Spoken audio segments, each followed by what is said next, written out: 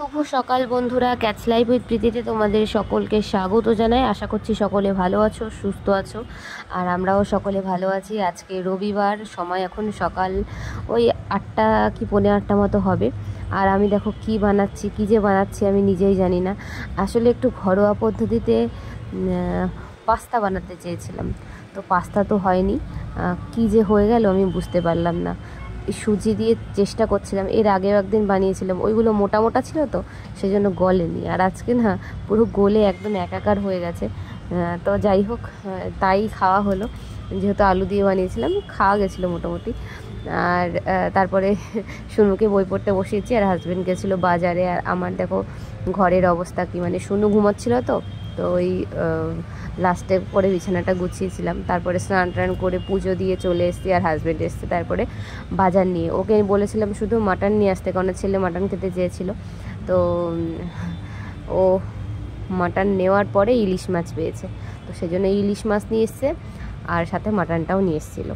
মানে যেহেতু ছেলে খেতে চেয়েছে, আর আমার ছেলে না মানে অনেক দিন পর পর কিছু বলে যে মা আমার এটা খেতে ইচ্ছা করছে, আর মানে সেইটা খুব মানে কি বলি, তৃপ্তি করে খাওয়া যাকে বলে। আর হয়তো অল্প খাই কিন্তু তো যাই হোক, দিদিদের আসার কথা বলেছিলাম, কিন্তু দিদিরা আসবে না, কারণ শুনুর সামনে পরীক্ষা। আমার ছেলেরও পরীক্ষা আছে, কিন্তু শুনু যেহেতু একটু বড় ক্লাসে উঠে গেছে, তো ওর পড়ার চাপটা একটু বেশি। তো আমি বললাম ঠিক আছে, তোর রান্নাবান্না কিছু করতে হবে না, আমি রান্নাবান্না করে তারপরে নিয়ে যাব। তো আসলে কি বলো তো, রবিবারটা তো সবাই এক জায়গায় হই, সে যে ঘরেই হোক না কেন, তো এই এক জায়গায় না হলে ভালো লাগে না। তো হ্যাঁ, সেই জন্য রান্নাবান্না করে নিয়ে তারপরে গেছিলাম দিদির ঘরে। আর আমি দেখো রান্নাবান্নাই না একদমই পটু না, তো সেই জন্য দিদির কাছ থেকে শুনেই নিয়েছিলাম যে কিভাবে রান্না করব।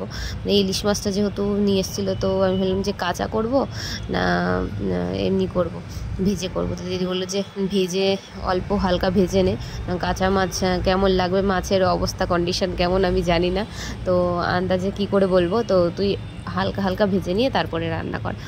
খেয়ে যদিও সবাই বলেছিল যে ভালো হয়েছে, তবুও আমার নিজের রান্না অতটা আমার নিজের বেশি পছন্দ হয় না।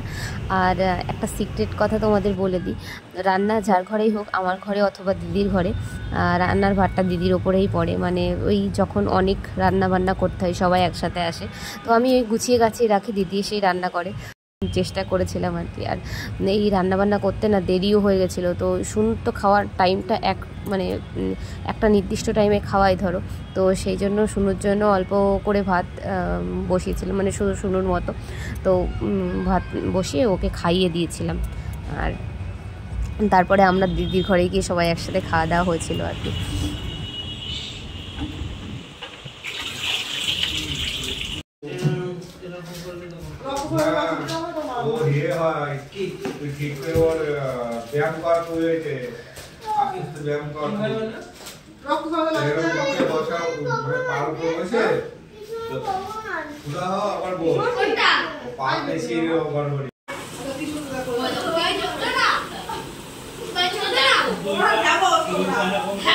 আমি ছোট, আমি পারবো, কিন্তু আমি পারি কিন্তু করতে পুরো।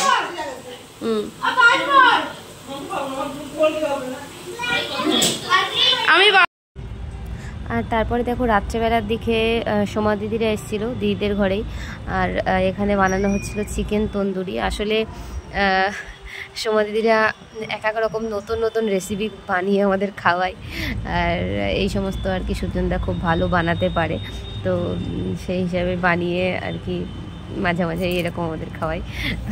তারপরে ধোসা বানিয়েছিল, তো এটা হচ্ছে ধোসার কি বলে, খাওয়ার মানে এরম চাটনি দেয়, এরম সেন্ট আসছে, তো বুঝা যায় না তো নারকেলের চাটনি এরকম। কাঁচা লঙ্কা আর ধনেপাতা আর নারকেল পিসবে, আর মুমফালিটা একটু কড়াইতে ভেজে নেবে। এটা আলাদা, ওটা আলাদা।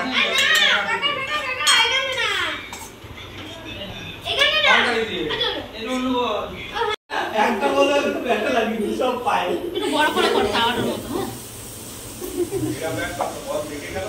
বড়টা করতে পারো, দামটা কি দিয়ে না, এটা বাটি বলে ছোট ছোট ছোট